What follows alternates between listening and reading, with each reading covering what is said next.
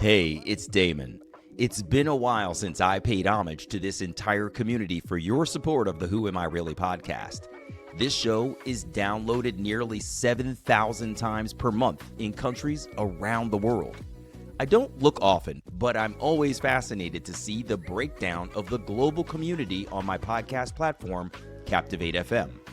I checked out the distribution of listeners around the world over the last 90 days, and I saw countries I've never imagined would be listed. There were Caribbean and South American countries, European, Middle Eastern, and African countries. Parts of Asia, the UK, and Australia were represented, and of course, North America has a huge listener base. So to everyone around the world, I can't thank you enough for listening. So many people have reached out through emails, DMs, and at live events to share that this platform amplifying adoptee stories is valuable to them. But like I always say, this show would be nothing without every guest who steps forward to express their innermost thoughts and emotions about adoption. Just last week, my guest Michaela emailed me after her show aired to express her appreciation for this work. She said, "Providing this platform has supported our community globally, and I hope you realize how important your podcast and books are to us. So thank you from the bottom of my heart." My sense is Michaela's sentiments are shared by many others, so I want to reiterate my thanks to you for being here. Recently, some new supporters, Stephen and Sue, added their support to keep the content coming on Patreon.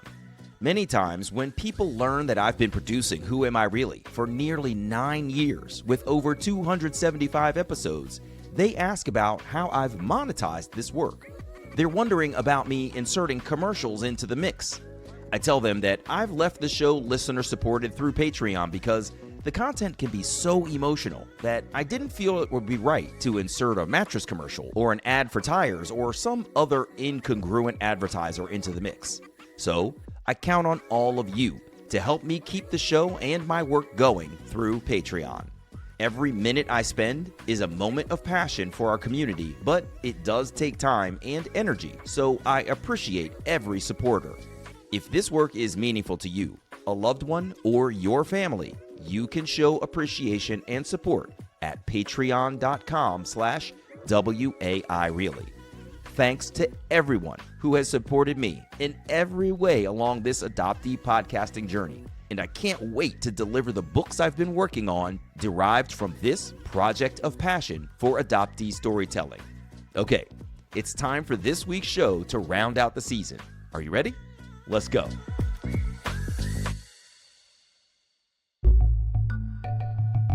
I think that describes exactly being an adoptee. Everything around you is all circumstantial. You're not in control of anything, and it's something that happens. It's like an accident of birth is something that is innate, but at the same time, something over which you have no control.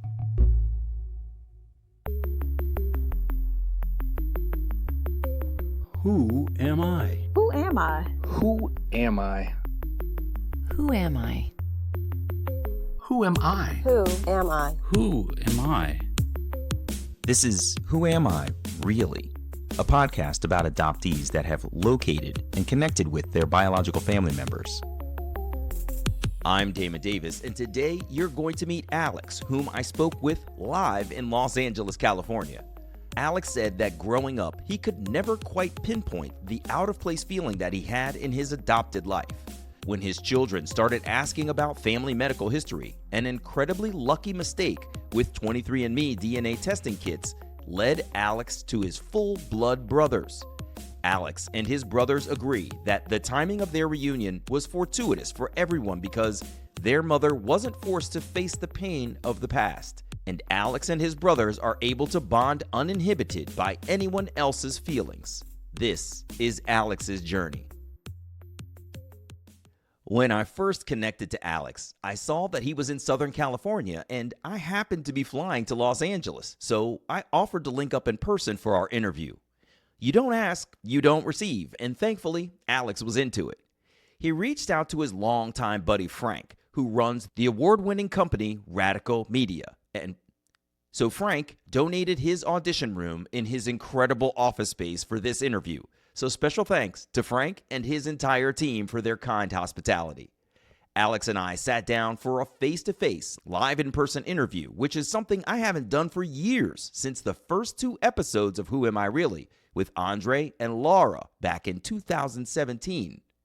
Alex started off sharing what adoption was like in his family and community back in the 1950s. It was a very different era for adoptions than it is today. The conventional wisdom was that it was entirely closed and there was absolutely no contact between adoptees and their birth families or anything like that. It was firewalled. Right. And in fact, Steve Inskeep actually did a really interesting thing on NPR about this last year or the year before. At that time, in order to even get access to that information, you would need a court order. You need to go to a court. You need to make a case for it. So that was the landscape of adoption. And so that was I think the narrative, if you will, I believe that the adoption agencies brought to prospective adoptive parents. So the way it was presented to me, what I remember is sitting in my parents' bedroom, my adoptive parents, Nancy and John Blum, with my brother, who was also adopted, 3 years older than me. We are not related by birth. You're not biological. My brother. We're not biological brothers. And I can remember sitting there at a very young age, being part of a conversation with my parents where my parents were telling us we were adopted. I don't know for a fact that was the first time, because it was very matter of fact. And I believe that's how parents were coached to behave. I suspect. It was like, so the narrative was, it's no big deal. It's like, you're adopted, but it's no big deal. And so I thought of it that way because that's how I was told to think about it, right? So I just took it for granted and I considered that it was no big deal. And so did my brother. Every once in a while, you stumble across somebody who's, oh my God, you were adopted. Yeah. And you think, what are you, an idiot? Yeah. Like, it's no big deal. I was told it's no big deal. This is what. So it must be no big deal. But I do remember that conversation. I remember this sort of, you guys are adopted and it's no big deal and it's nothing and whatever. Now, there's a kind of a flip side to that, though, which is that it's like that thing sometimes where you might be in an argument, perhaps with somebody you're in a relationship with, and you shut down the discussion by taking responsibility for something. You're right, it's my fault. Yeah. So let's not talk about it anymore. Right. It's a little like that, in that it's no big deal, nothing to talk about, and that's that. So there's zero discussion about who your birth parents may have been, what the circumstances may have been. That's all off the table right from the start. It's really interesting. And I couldn't help thinking as you were speaking about the fact that when a conversation like this happens, when someone calls you into a room to sit you down to have a discussion, by inherently, it is something to think about. Yes. So for them to tell you it's not a big deal is counterintuitive to the situation that it's, you know what I mean? Yes. You do corporate consulting for big time companies. If the company sat down, like if the company said, listen, we need to have an all hands meeting, and they left the all hands meeting and said, this is not a big deal. Right? You see what the juxtaposition I'm going for? So I can appreciate what you're saying there in terms of not necessarily being told one thing when in fact it is a big deal. I'm curious about how you got along with your family. One of the things I've picked up on, and many adoptees will tell you, is we have mirroring. There's how you looked, there's your personality, there's your interests, right? You are artsy creative, but maybe they were athletes. Tell me a little bit about the similarities and differences between your family, especially your parents. That's an interesting question for a number of reasons. My experience of this is that, particularly writing a book about it, what it did was it opened a door. And what I ended up doing kind of psychologically and emotionally in the end was rewinding the tape and re-examining all of these things along the way that I certainly may not have fully understood and perhaps didn't even think that much about at the time. And every once in a while, again, to your point, I would find myself in a conversation with somebody and they would say something and I would think, oh yeah, I never thought about that before. And one of those conversations in the middle of getting divorced and my whole life was all in an uproar and whatever years ago. And I was going to this therapist. He wasn't actually a very good therapist, but he did say one thing that was really interesting. He said, you do know that there is this anecdotal but fairly common and compelling thing which a lot of adopted people say, which is they have this weird feeling like they don't belong anywhere. And that was like somebody dropped a brick on my head. I thought that's a feeling I've had practically my whole life. And I never made the connection that had anything to do with being adopted. Yeah. But you just have this feeling like you're just a little bit outside of things. You feel like a bit of an observer. And there are some also compelling things about families, I think. And actually, I think you said something about this, something I read. When my son was born and I was standing in the hospital, I was holding him in my arms, and you have the same thing. Oh my gosh. And I was holding him in my arms and I looked at him, and it was at New York Hospital. And I remember I was standing by the window looking at the lights of New York City. It was at night. It was 1 o'clock in the morning. I'm holding, and I looked at him and I thought, you are the only person on earth that I know. You are the only person that I am actually connected to. Yeah. And I hadn't even really gone through this whole process, but that was one of those moments. I remember it so vividly because I thought, that's it. Now it's me and you. Yeah. And there was an interesting experience that I had, which is that I've worked in a lot of volatile, high stress businesses and production and this and that and drama and whatever. And what I found, I think partly because of this, is that the experience of having children provided me with a sense of security that I had never had before. Oh, interesting. Say more. What do you mean? It was like I knew they were mine. It was like absent all the sort of self-examination and all this other stuff we go through and the stress and anxiety and all this baloney that we're all preoccupied with all day long. But when my kids were small, I thought, okay, I know what my job is. These are my kids. It's my job to be their dad. Yeah. So that provided me with kind of a center that I, in retrospect, now feel like I didn't have. And this takes us back to the question you asked me about my family, because there's a thing, and again, another therapist, I don't want to sound like somebody who just goes to therapists all the time. I mean, if you listen, there's probably a lot of people out there who need to be going to more. Yeah, exactly. And he said, we were talking about something again in this area, and he said to me, yeah, your problem is they're not your tribe. They don't smell. They don't. And again, that was one of those moments where I thought, oh my God, that's exactly the problem. Yeah. Like when your own kids, do you have kids? Yes. Yeah. You love the smell of your kids. Yeah, absolutely. There's a thing. And you're looking for pieces of yourself in them. Absolutely. Yeah. How do they walk? Good and bad. Yeah. Yeah. There have been times I'm sitting there looking at Seth and he does something and I'm like, ew, is that what that looks like? Really? I need to change that. Or you hear them say something that you say and you think, wow, I should have been more careful. That's exactly my point. Yeah. So that thing, I remember distinctly experiencing as a child with my adopted parent, which is they smelled funny.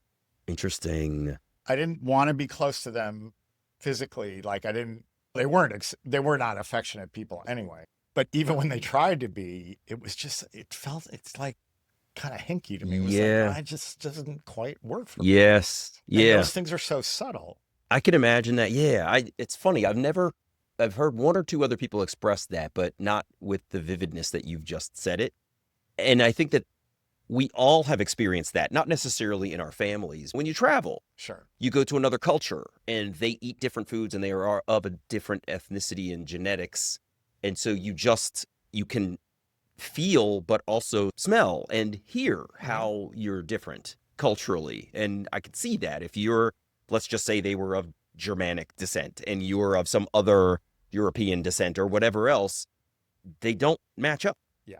Or the reverse is also true. You ever had the experience of getting to a place and thinking, this is for me? Oh, yeah. Yeah. You walk in and you feel right at home. Like in the Caribbean, I love the Caribbean. It's not just because it's sunny and there's great drinks. Yeah. There's a thing that I feel when I set foot in the Caribbean that is absolutely unbelievable. It's really fascinating. And I've never set foot on the continent of Africa, but I'd be interested to see if I get a similar feeling just thinking about slave trade, going back in time to see, does it go back that far for me? And Africa, I haven't been to a lot of places in Africa. I've been to South Africa a bunch of times, and I've been to Namibia, and then I've been to Morocco, which is North Africa. So I don't know. I've never been to like sort of heart of Africa, Kenya or Nigeria, any of those countries.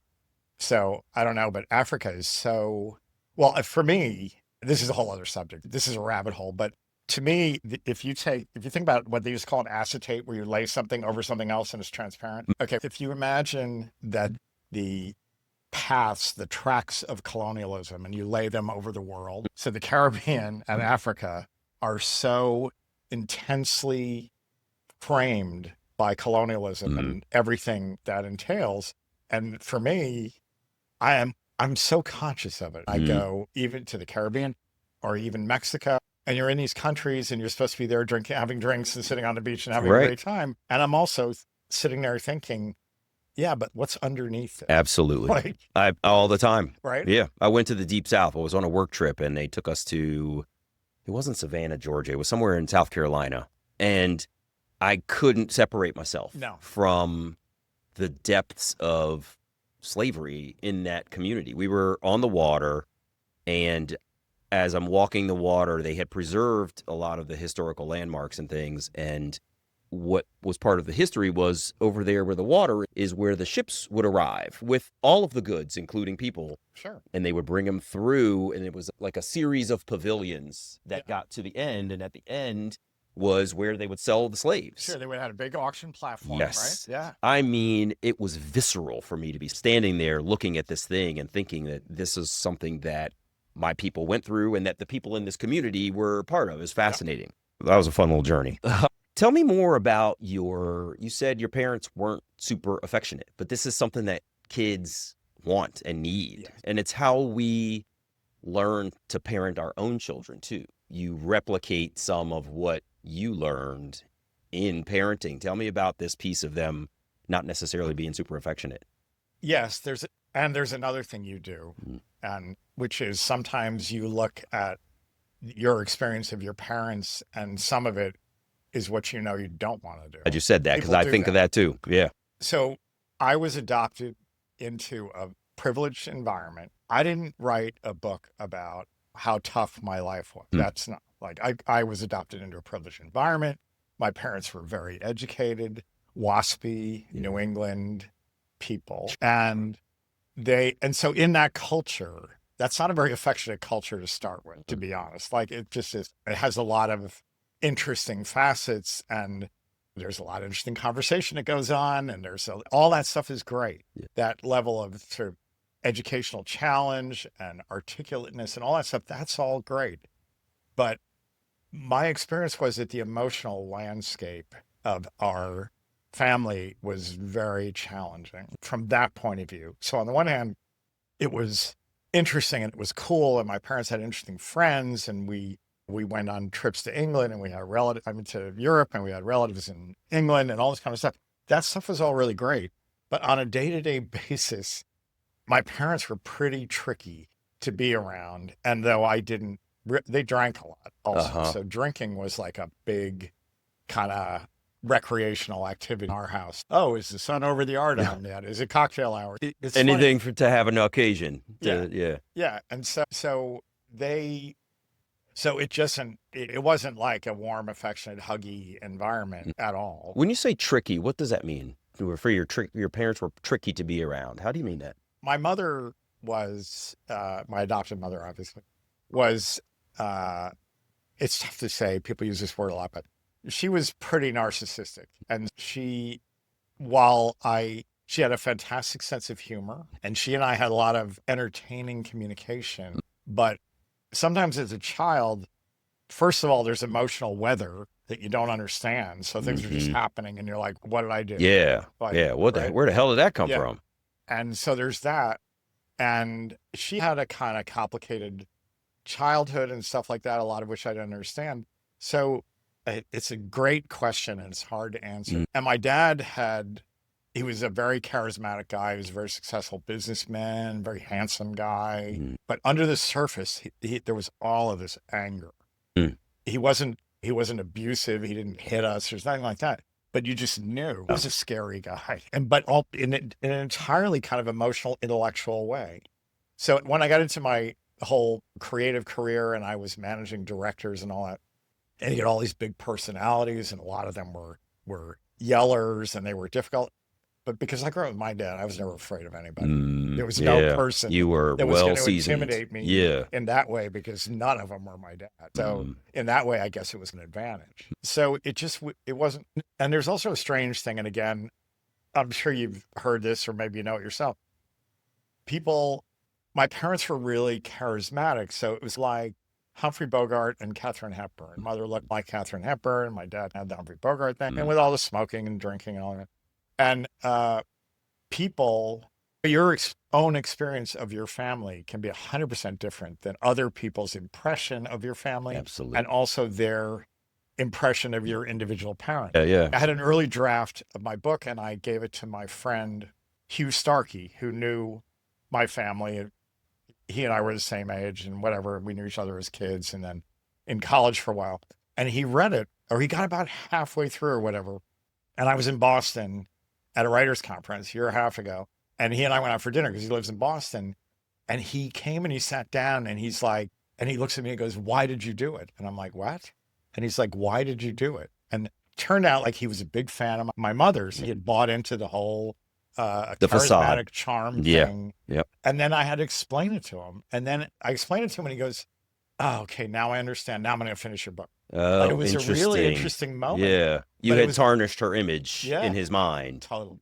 Yeah. And as you were speaking, I'm thinking of just the very basic things that kids go through when they go to one another's house. Sure. That the mom who shows up with the milk and cookies and offers to turn on the TV and anything you guys need, and she brings snacks and stuff, is a very different mom than the one who has been drinking all of those days that they are not there and flicks off and loses her mind every once in a while on little stupid shit that you can't really imagine why it's coming back to you.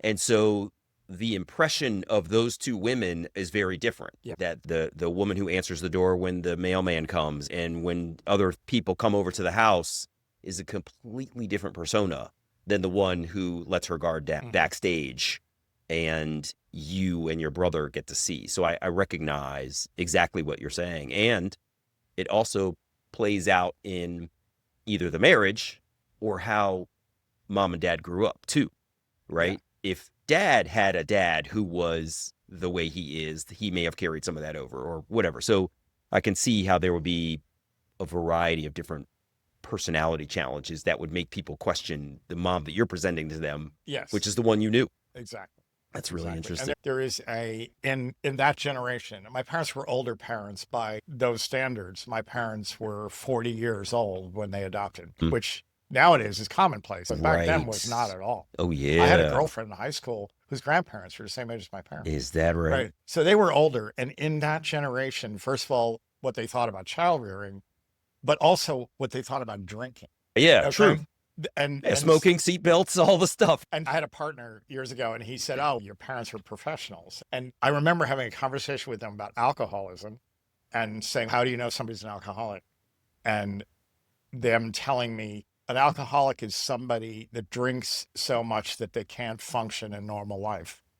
And that's a very convenient explanation. Yeah, that gets a lot of people off the hook. But it gets a lot of people off the hook. Yeah. And the one thing I really remember is that, so I grew up in New York City and I went to private school on the east side. And I remember, and we lived in a brownstone and we had 3 floors. And I remember I used to come downstairs in the morning and I could never figure out why mom was already angry as a child. I didn't do anything. I didn't have any time to do anything. Yeah. I'm like, damn, the day just started and we're already here. Wow. What's going on? And of course, years later, I realized that that was because most likely most days she was hungover. You don't know. I was wondering if you were going to say that. Yeah, that's right. It might have been because she was in a traditional role that she felt she shouldn't have been. It could have been any number of things. Sure. I don't really think it was, though. Yeah. But anyway, that was one of those things where later on I thought, oh, sure. Yeah, your gut's probably right about that. How did you get along with your brother? We got along. My brother and I got along fine. My mother was a type of person that I labeled, and I'm not sure even sure it's a real label. She was like a narcissistic divider. There are people in the world that want to set the people around them against each other to make sure they are the center of attention. Yeah. So she created division between me and my brother. And anytime we got together on something and disagreed with her, that made her furious. And also she was threatened by it. So she always wanted. So I think I was very rebellious as a teenager. I was thrown out of school a couple of times and all this kind of stuff. I was always a high achiever and got good grades and stuff. And I remember at that time, my brother trying to talk to me about it or do whatever. And I remember thinking, mind your own business, why are you meddling? And like, of course, in retrospect, I realized he was trying to be a good brother. Yeah, trying to be an older right. brother. Yeah. But I didn't appreciate it at the time. Yeah. But I have grown, particularly in the last decade or more, 20 years, to appreciate him much more than I did when we were growing up. That's cool. And the truth is, it was the two of us. Like, I remember when he went away to boarding school, 3 years older than me, and I remember thinking, oh my God, you're going to go, you're leaving me with these two. Right. Alone. Yeah. Yeah. I don't want to be alone with them. Yeah. So what was that time like after he went to boarding school and it was just you and them? So he would have been, I guess, 14 or 15. So I would have been like 11 or 12. I read a lot of books. Really? Yeah. You were sequestering yourself. The less time I have to spend with them. It's survival technique. Interesting. Yeah. Wow. Yeah. It was just, just being around, just being alone with them was not so entertaining. It was always like cocktail hour. Okay, everybody gets together for cocktail. But yeah, it was just a little bit challenging. There's no buffer to commiserate with. There's nobody to say, man, can you believe mom did that today? It's just you in your head. And it was very also, my father would absolutely not tolerate any criticism of her by us. So the few times that one of us got our back up and said, no, I don't want to do that. What's wrong with you? He would appear like Deus Ex Machina and start yelling about it. Don't you talk to your mother that way? And all this kind of stuff. Yeah. So it shuts you down. It's man. Oh, okay. Yeah. It becomes emotionally unsafe because you can't even express dissent. Yes. And have it be listened to with any level of, let's hear them out. You know what I mean? Yeah. That sort of more measured, instead of just jumping onto her side, standing in the middle and saying, let me hear her, let me hear you guys, and we'll figure this out. It's just, you're wrong. Yeah. And so that can be very dismissive. And the message you get is that not only are you wrong, you're not entitled to have an opinion. Yeah, which is even worse. You start to second guess the thoughts that you do have. Oh, I shouldn't think that. Yeah. Yeah, that's really damaging for somebody. And if you're a smart kid, you start to pick it apart, like to go over and over things in your head and try to figure out. And of course, it's the thing. It's like, why do small children, why is the first thing they learn how to do is to say no? Because it's the only way they can exert control. Yeah. Because yes is a far more complicated thing than no. When you say no, it's all you have to do is say no. And now you've exerted some form of control over your experience. Yeah, good point. So this is why, in my opinion, teenagers are often self-destructive, because you're attacking the one thing you can control, which is yourself.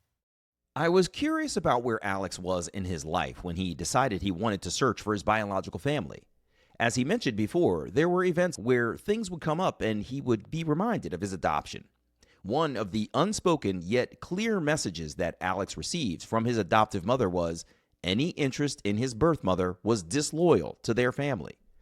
But after Alex had kids and he got a little older, episodes like the comments from his therapist became deeper points of contemplation. He would go to the doctor, but couldn't answer questions about his family's health history. His children and his wife, Andrea, started getting inquisitive, asking him what he knew about his biology and birth family, but Alex didn't have any answers. Finally, his daughter, Laura, offered to help her dad with his search, but it was tough to gather information until Andrea bought a 23andMe DNA kit. He submitted his sample. The results came back, and he started receiving communications from distant cousins.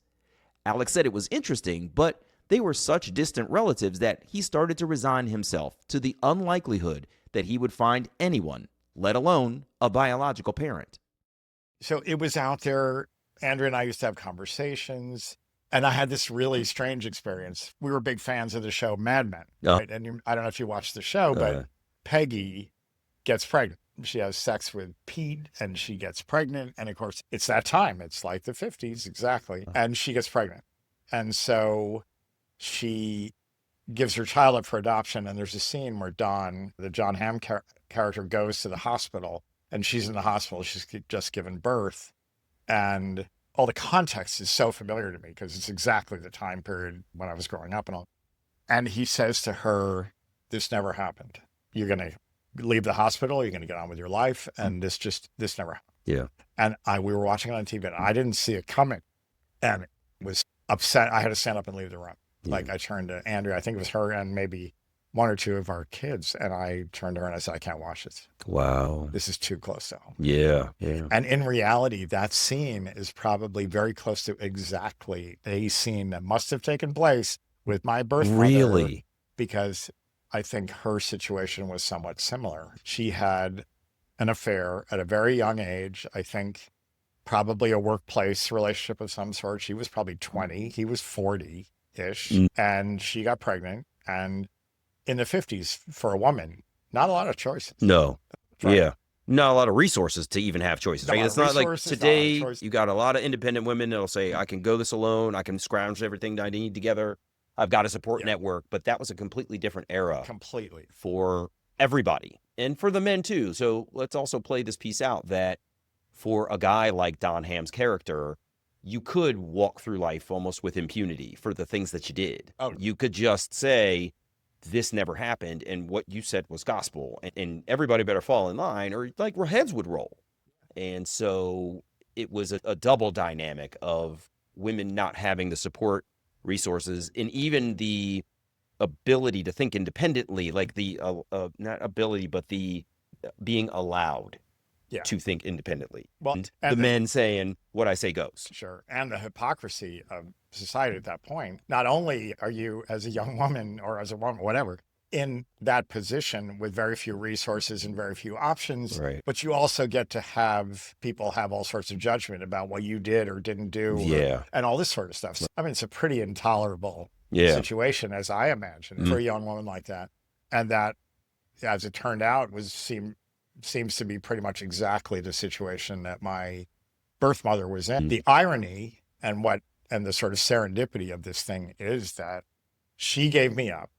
It appeared, what evidence there is suggests that she wasn't that psyched about it. And there was a lot of pressure from her family about it. And then he was married to someone else at the time. He got divorced and the two of them got married a year later had 3 more kids. Is that right? So my 3 brothers and I are full blood, which is pretty unusual. Oh my God. Lots of half brother, half sibling stories. Yeah. They're my full brothers. I'm the oldest of the 4. That is wild. Wait, so let's backtrack for a minute there, because we're still on some fifth cousins coming out of 23andMe. Oh yeah, of course. Wow. So that was the experience I had. And so it was there. And Andrea and I had these conversations like, I don't know, maybe she could have been a drug addict. She could have been your fantasy. You don't know what. I did the same thing. We've all done it. Yeah. And so we were on vacation. It was the end of the summer. We came back. We were living in the Palisades. And I remember I sat down in front of my computer and there was a message there from a young woman. Turns out to be my niece, Brooke, my brother Peter's daughter. And she had sent away for a kit for her husband, Chad. And they had sent her 2 by mistake. It was either Amazon or 23andMe. Somebody made a mistake. And Brooke is great. She's like, sure, I'll do it. So she does it. And she's, holy cow. My God. So she gets this message back. You have 20, 24, 20, whatever, 20+% shared DNA with this guy. Which means he's either your grandfather or your uncle. That's how DNA. Unreal. Identical. Anyway. Yeah. So I get a message from her through 23andMe, like, how about this? And I go on and I see, holy cow, I've only seen like 2%. And all of a sudden I'm seeing 20. Yeah. And then the thing was like a snowball rolling downhill right away. She went to her dad, Pete, and said, what's up? What's the story? Who is this dude? Yeah. What is this? Is he my grandfather? And Pete said, if he's your grandfather, my mom has a lot of explaining. Oh my God. And so we figured out very quickly, because she's the same age as my kids. Oh, I'm not your grandfather, trust me. So she goes to her dad. He reaches out to both his brothers. So I have 3 brothers. Hank, who's the oldest. Okay. Next youngest after me, Pete, and then Bill, who's the youngest. Right? Pete and Bill, got it. Next thing that happens, I get Hank reaches out to me on LinkedIn. Pete reaches out to me on Facebook, or I don't know, the reverse. So very quickly, somebody puts together side-by-side pictures of us, which are pretty crazy. And actually, really, it's so funny how families do this. Yeah. We're searching for the mirroring so much that when you get the opportunity to place the pictures together and really study and analyze them, you're like, yo, this is wild. So look at and this that. is over here. Wow, this is crazy. Yeah, it's nuts. And So what happens is really funny. So Bill at that so time, cool. he was working in commercial lending for Citigroup, and he was living in Korea. He and his wife and two of his daughters were living in Korea. So there's all this communication going back, LinkedIn and messaging and all this kind of stuff. I said, well, let's just get on the phone. Come on. Yeah, right. So I get on the phone with, Everybody's receptive. I'm not Oh, yeah. detecting any. oh yeah, there was no resistance at all. So I get on the phone with Pete and Hank, and in the meantime, one of them sends a picture. It might have been that picture. I don't know. Sends a picture to Bill's busy and all that. And he responds, what are you bothering me with it? Why are you sending me pictures of us? What are you doing? Like, he doesn't get what's going on. Oh my And God. Pete's out. You understand? This guy That's not is one of somebody us. we don't know. And Bill's, holy cow. So Uh-huh. I get on the phone with Pete and Hank, and we have this whole conversation. And they were fantastic. Like, Hank's, we don't want to push you, and we don't, like, we go as fast or as slow as you want. And they were so great. And I'm like, no, I'm all in. There's no downside for me. Yeah, you're going this far too. Yeah. But let me ask you just really quickly, if you don't mind me interrupting. Of course. These three full blood brothers have got this connection to this stranger. Did they immediately put together the adoption scenario? Like, they sound so incredibly receptive, but there had to be a moment where they were like, wait, mom or dad, or there had to be, tell me about their thought process as far as you know it, in terms of trying to figure out how you even came to be. So here's the thing. Our mother, my birth mother, their mom, she had a serious drinking. And so there was this sort of traumatic scenario, because when Hank, who's the oldest of the three of them, when he was 10, our father, their dad, was a successful businessman, and they lived in South Africa, and then they were living in Germany, and he was an executive at, I think, Canada Dry. And so they had this great life living in Europe, and they were going to international schools and all that. So they go on vacation in Italy to, I guess, a spa, and he doesn't feel well, and he has an earache or a neck ache or something, goes to the hospital and dies of meningitis that night. Wow. Never comes back. So all of a sudden, here she is, after what she went through, and now all of a sudden, that whole life up in smoke. So now she's got 3 kids, the oldest of which is 10. She's not working, whatever. So they move back to the United States, and she raises her 3 kids without her husband. Oh my Right. gosh. So she had a serious drinking problem. She was an alcoholic, and she was a very challenging individual. She made up stories. She was not always truthful. She was a very complicated person. And really, my sense of it is the 3 of them stuck together and raised themselves and managed her. And one of the things she told them was that they had an older brother who died in childbirth. Really? And she said it a lot, right? And so when we had our first conversation between us, what they said to me was, we are so not surprised. Really? Because we knew, they said, it was one of those stories where we just thought, this is not quite adding up. Like, they just had a feeling about it. Yeah. It wasn't like, they were just like, you know what, there's something about this that just doesn't really add up. Yeah. And so when we had that first conversation, they were like, for us, the penny dropped. We are not in the slightest bit surprised. She told us, she So kept telling us we had an older brother. Uh-huh. So we knew that. Yeah. And we just felt like there was a story that just wasn't quite right. That And now we is know. so interesting that they never quite bit into the piece that this older brother died. That's really interesting. Huh. Yeah. Wow. So they Yeah, always so- lived with this sense that there was an older brother. Yeah, So yeah. The fact that it turned out that there was Yeah. not like a huge surprise to them. It was like, yeah, sure. Now we understand. Yeah. Now we get mom in a different way. And so I want to go back to your mom, their mom, and there's several things here. Yeah. One, I've noted how you speak about the moms. You say their mom, but she is in fact your birth mother. But you Yes. don't. I feel like what you're doing is giving the title and moniker of mom to the person who does the job versus differentiating the person who conceived you and gave birth to you and the person who was your mother on the job during your daily. Is that roughly correct? Yeah, I think that's a fair statement. And partly because, So all of my parents, all four of them are dead. Oh, really? And they've all been dead for a while. In truth, my birth mother, Lee, she died in the 90s. And actually, so did my adopted mom. And so there was never any cathartic closing the circle moment or Yeah. any of those things. And honestly, I think my brothers, I think, would agree with me. We're probably lucky that never happened because I think that could have been really brutal. Yeah. After my birth mother, after she lived that whole life and everything that she went through, to suddenly discover me as a 50 or 60 or 65-year-old man, I don't know what that would have been like. Yeah. And my adopted parents, I don't think would have been jazzed about the whole thing. Oh, for sure. Right. Yeah, based on what you've said. So I think we all did ourselves a favor. Got lucky. In my mind, because this is pure luck. This is a great thing that happened. Yeah. It's great for me. It's great for my brothers. It's great for the whole extended family. My kids, their kids. Yeah. It's a great thing. Yeah. It's a serendipitous piece of good luck. And it's probably just as well that it wasn't any more complicated than it was. But to your point, which is interesting, I don't know what it feels like to have a close emotional relationship with my birth mother. I have no idea. And I'm never going to know. Yeah. And I can't reach into the past. And I'm very conscious of this.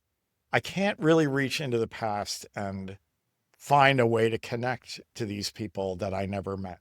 Now, I'm told, my brothers sometimes tell me, you're like her and she's you, she loved to read. And we have these conversations, but I can't find, and maybe other people can, I don't know. Although maybe other people can because they're imagining they can. But I can't really find a way to connect to somebody that I never knew, that's been dead for years. Yeah. Other than in some intellectual way. Yeah. Like, it's interesting, and I'm sorry that she suffered, which I think she did. I suspect. There's a thing in literary criticism, which is instructional criticism, which is if you're imagining a room with a bunch of chairs in it, okay, that context is not determined by what's there. It's determined by what's not there. It's not the chairs that are in the room. It's all the chairs that could have been in the room or the other furniture that could have been in the room that's not there. It's that thing. So to try to construct, like, supposing she hadn't put me up for adoption, and there had been four of us, but our dad had still died. Would she still have been an alcoholic? Was she an alcoholic already? There's all these available paths to the story. The butterfly effect. Exactly. I'm going to take you a step further. There probably wouldn't have been four of you, right? If she was young and 20, they were in, but I can only imagine he was in a challenged relationship such that he left her. They would have been young-ish. They would have had a child out of wedlock. There would have been societal pressure and all of these other things. Like, their whole decision-making would have been completely different, such that, quite honestly, Hank might have only been Bill. Or like, if they were struggling long enough or through enough, just their whole decision tree would be so drastically different that I don't actually think there would be four of you, candidly. It would have been a different set of scenarios. See, never thought of that. That's fascinating because I never thought, that's the one thing I never thought of, which is if I had been there, that might have even been different. I think a lot of adoptees, for whatever reason, don't necessarily think of this piece. So I've interviewed another person, Alex, who found her full family together as well. And she was ecstatic that they are happy. And she and at least one other person admitted, when I go in their house and I see the family photos and I'm not in it, it makes me feel some kind of way. Yeah. But the truth is, those family photos are not happening if that young couple keeps you as a child. And let's just say so for your birth father, who was a little bit older and she was younger, so he was somewhat established in his career, he could probably have made it economically for them. If you've got two young folks in college and they're struggling with a child and a family that they need to now feed and remain employed and all of this stuff, that changes the calculus for everything. Sure. And so they might get pregnant again soon, or they might say, listen, I'm barely keeping food in my own mouth, let alone the child's. We can't bring another kid into this. And so all of those family photos on the mantle changed dramatically. So I like to encourage adoptees to think that scenario that had you placed for adoption is the moment that their lives changed too. And had you remained in their lives, it would have been a completely different scenario for everything that happened thereafter. Yeah. So another thing, though, that I would love to just think about in terms of your mom, your birth mother, is along those lines that if she had the Mad Men scenario, we're not going to talk about this anymore.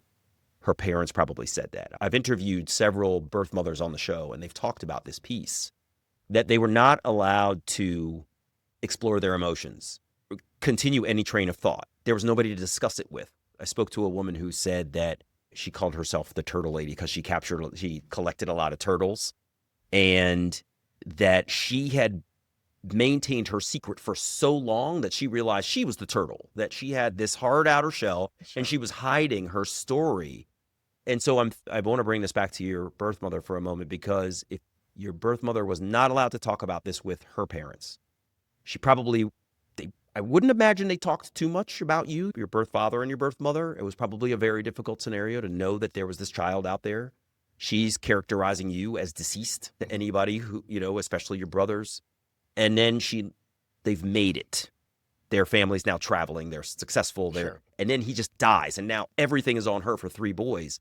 I mean, she went through a lot. And I feel badly for that piece of her existence that didn't allow her to probably mourn your departure, to have much of a recovery time after her husband died and she's got these 3 boys to raise. It just sounds like it was an incredibly challenging life. I was really intrigued to hear about Alex meeting face-to-face with his brothers. The penny had dropped, and everyone realized what their mother had been through and who Alex is. He and his niece, Brooke, had connected in August of that year, and Alex's next trip to New York was planned for September.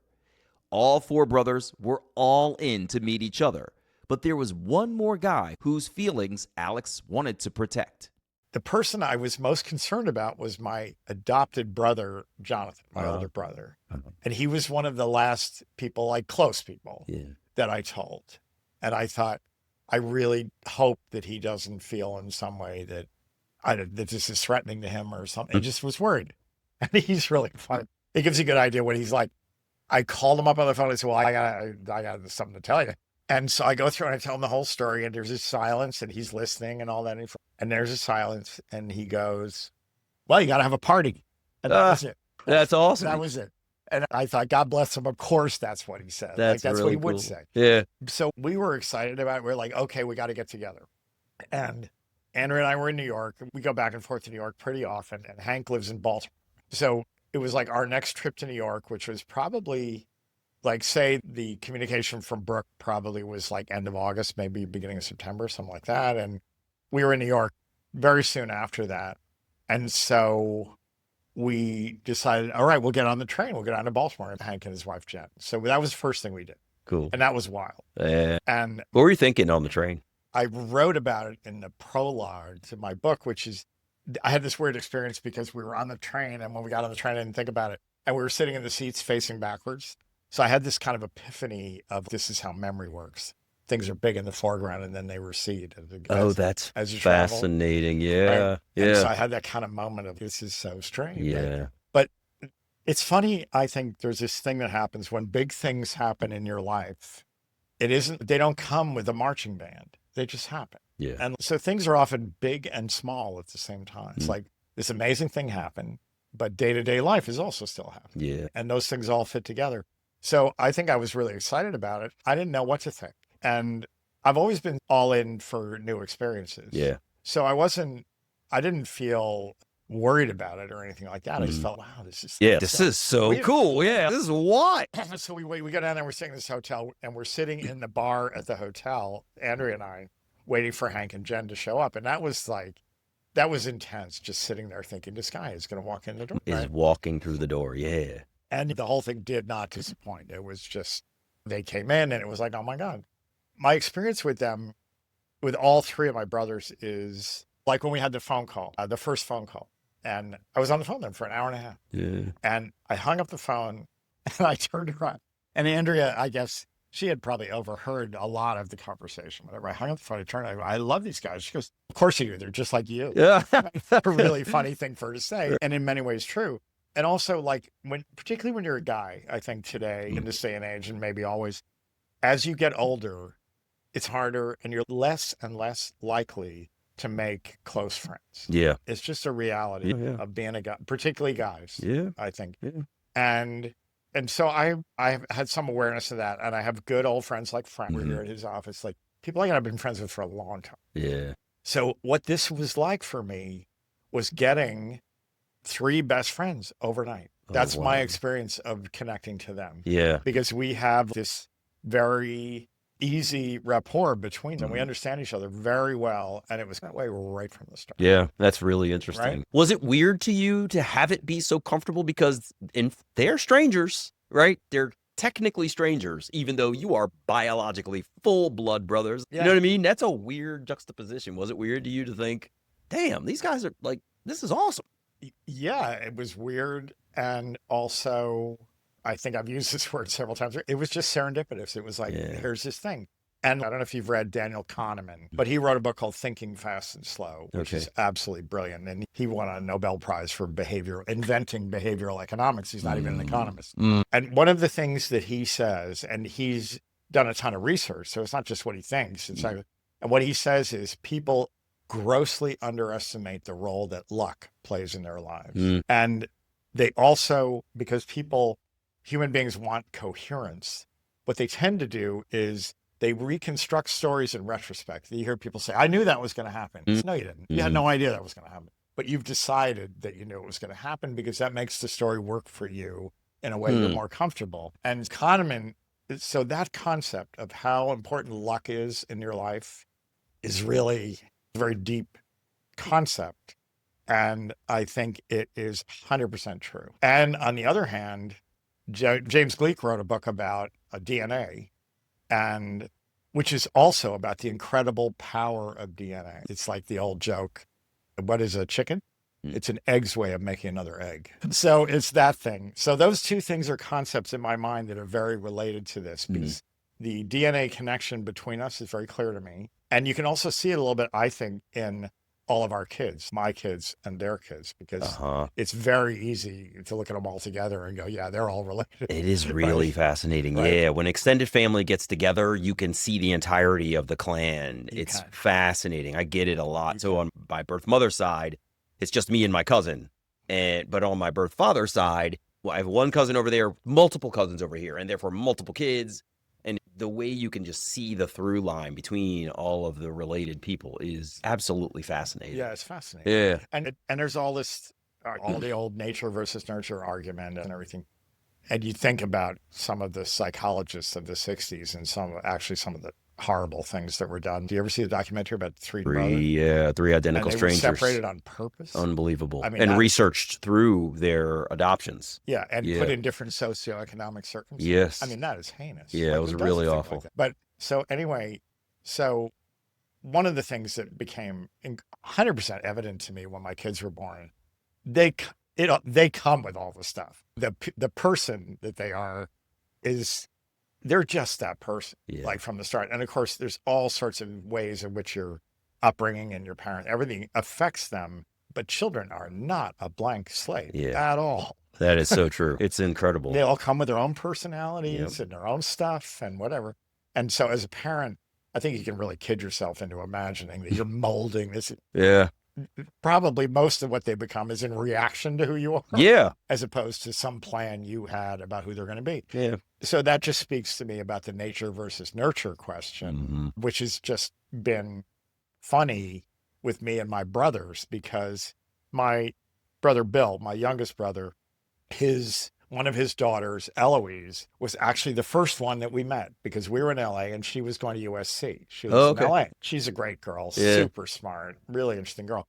And Andrea, my wife, is a pathological communicator. So the minute something happens, she's on text with everybody, and you'll be getting texts from her. And so she texts Eloise and says, hey, we're going out for brunch at Lunetta. Why don't you join us? And Eloise is great. And she shows up. And I remember getting out of the car in the parking lot, looking across the parking lot. And Lunetta used to stand around. The Mater D thing was in the back at the parking lot. And I look across the room and there was a bunch of people standing there. I knew immediately it was her, which powers of deduction, whatever. But it was like, oh, that's her. So I walk over there or whatever, and we're talking. And we had been talking for about, I don't know, a very short amount of time. And she goes, wait a minute. She goes, this is really weird. She said, it's not so much that you look like my dad, but you have all these mannerisms that are just like him. Like you have this thing where you touch your face when you talk and you have, it was really funny. She goes, it's just so strange. That's really interesting. Right? Yeah. I've had a lot of adoptees say that too, that they'll be sitting down and they're sitting next to their birth mother or someone in the family, and a third party will look at them and be like, you guys realize you're sitting exactly the same. Exactly. Or you both do the thing with your hands or whatever. It's wild how that stuff is so inherent to who we are. Yeah. And you're talking about that across multiple brothers. It's really interesting. Alex and Andrea had been to Baltimore to meet Hank, but Alex's brother Bill had just moved out of the country. So Alex's next connection was to meet Pete, who lived in Florida. Alex and Andrea, Hank and his wife Jen, all traveled south to stay at an Airbnb. And that was intense. Like, I remember we flew down there and we met them at a restaurant before we went to the house. And that was, again, that thing. I was walking to the restaurant and I was looking down the aisle and they were sitting in a booth. Like, I have a hard time describing how I felt. It was just intense. I'm like, oh yeah, God. It's crazy. It's crazy. Insane. I mean, like, absolutely. It's just weird. Yeah. You're just thinking, holy cow. Yeah. And then we sit there with them. We have a great dinner and it's just so easy. And then we go to the house and all that. And then we had this thing and Pete comes over and it was the same thing again. He walks into the house and Andrew's, oh my God. Another one. So crazy. Yeah, that's great. So it was just like that. It was having that experience over and over. It was wild. That's really awesome. Yeah. What's the name of the book? It's called An Accident of Birth. And why is it called that? Because I think that describes exactly being an adoptee. It's like everything around you is all circumstantial. You're not in control of anything. And it's something that happens. It's like an accident of birth is something that is innate, but at the same time, something over which you have no control. Really cool. When's it coming out? May. Awesome. How are you feeling about it? Excited. Yeah. I'm very excited about it. I'm also nervous about it. Yeah. Why? Because it's one of those things where in my career, I've reinvented myself a few times in the course of my career. I have had a lot of change happen in my personal life. Like, my life has been fairly lively. Mm-hmm. And I think every time you open yourself up to something really new, it's challenging. You're exposing yourself. You're making yourself vulnerable in certain ways. And I read somewhere, I can't remember where it was, of course, on the internet, we're all fascinatingly factual things. It was like, if you're feeling scared and excited, then what you're doing is the right thing. Absolutely. Yeah, so I agree. Yeah. That's what it is right there. And it's funny too, I've done quite a bit of public speaking and people will tell me, oh my gosh, I'm so nervous. And I will coach them through the speaking engagement, but they frequently want to just talk about the facts and show their knowledge. Yeah. But this vulnerability piece is incredibly important because it humanizes you to them. Yeah. If you're standing on stage and you're just talking about facts, I get it. You're a professional, whatever, blah, blah, blah, blah, blah. But if you've told me something that is a vulnerable piece of your past, that makes me think, oh, we're similar, right? Mm-hmm. I've had challenges in my past. And so it's an interesting thing. I was going to ask you about why you wrote the book, because I think you'll agree guys emote less than women do. Yes. I would imagine if we looked across the landscape of adoption media, books, podcasts, movies, etc., the vast majority are produced by women. I'm wondering why you wrote the book, not from a male perspective, but just in general. Why did you decide that you wanted to write the book, given the vulnerability you were going to be releasing? There's two answers. There's a simple answer and a complicated answer. The simple answer, and again, you've probably experienced this, is that writing is a compulsion. And I've written other things. I've written a number of unproduced screenplays and other things. And my experience of writing is that it's something you feel compelled to do. And the other answer is a complicated answer, which is when this whole thing happened, one of the things that happened that we do, me and my brothers, is we have a Zoom call every Friday. And we've been doing it for the last 6 years. Oh, that's cool. And as we started to do it, and what we did was At first, for quite a while, it was piecing the story together. So we did this, we did that, mom did this, you did that, you had it, making comparisons along the way. And meanwhile, for us, all four of us, it was like, this is an amazing story. And we're so lucky. This is an incredible story. And we've had that reaction from other people. Everybody that hears the story is, that's an amazing story. And as we were having these calls, all of a sudden I thought, this is a story that I need to write. Good for you. And so it really came out of those calls. So the first thing I did was say to my brothers, like, this is what I'm going to do. Are you guys in? Is this okay? And they were like, yeah, great. Oh. And when you read it, you'll see there's actually what I think of as testimony for them. There's certain, at the end of some of the paragraphs or interspersed in the book are quotes from them, things that they wrote about where they were at the time. Yeah, that's awesome. Which is super valuable. Yeah. To have their voices in there as well. That's really cool. Yeah, that context and their buy-in is incredibly important. So congratulations on the book coming out. I'm going to encourage everybody to get it. Thank you so much for being here. I'm so glad this worked out. This was super cool, man. So nice. All the best to you, buddy. It's been such a pleasure. I really appreciate it. I'm really glad. Thank you. All right. Hey, it's me. Alex grew up with one of the feelings adoptees frequently articulate, the sense of not quite fitting into their adopted life. It was fascinating to hear that Alex's DNA testing ultimately revealed in reunion that he is one of 4 full-blood brothers. It's rare that an adoptee finds their full genetic family, and I was glad to hear that the 3 men were quickly able to make sense of Alex's emergence from their parents' past. It was sad to hear that their mother had struggled from the time of Alex's conception and relinquishment through the growth of their family, the death of her husband, and the immense pressure to raise 3 boys alone, all while wondering where her firstborn son was in the world. I loved hearing that Alex and his brothers all look alike, have similar mannerisms, and are so well connected that they all felt comfortable contributing to his book, which is their shared story. Alex Blum's book entitled An Accident of Birth will be out in the spring of 2026. I hope you'll add Alex's story to your reading list. I'm Damon Davis, and I hope you found something in Alex's journey that inspired you, validates your feelings about wanting to search, or motivates you to have the strength along your journey to learn, who am I really? And speaking of books, I'm off to take an extended break to finish my books.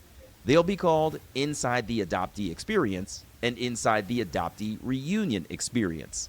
You can stay up to date with how the books are progressing at whoamireallypodcast.com/adoptee experience. This was my last show for a while, so please follow me on Instagram at Damon L. Davis or at WAIReally to keep in touch with this work. I wish you all the very best for a healthy, happy, and prosperous 2026.